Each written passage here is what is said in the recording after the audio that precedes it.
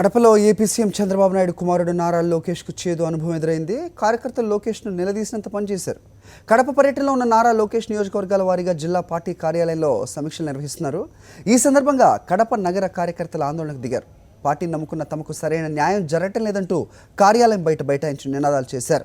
విషయం తెలుసుకున్న లోకేష్ కార్యకర్తలకు నచ్చచెప్పే ప్రయత్నం చేశారు. కానీ వారు వినిపించుకోకపోగా ప్రశ్నల వర్షం కురిపించారు. దీంతో చిన్నబాబుకు చిర్రెత్తుకొచ్చి వారిపై చిరాకు పడ్డారు. చెప్పేది వినాలంటూ వార్నింగ్ కూడా ఇచ్చేశారు. కార్యకర్తలు ఎంతకో శాంతించకపోవడంతో చేసేది లేక అక్కడి నుంచి వెళ్ళిపోయారు.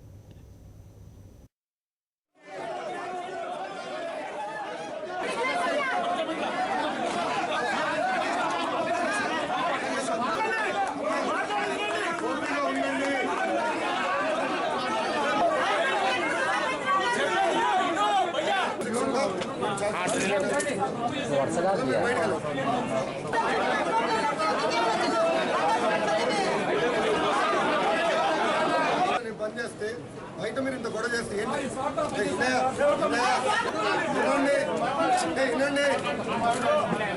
అందరినా వినండి 2 నిమిషాలు మీకు ఓపిక లేదా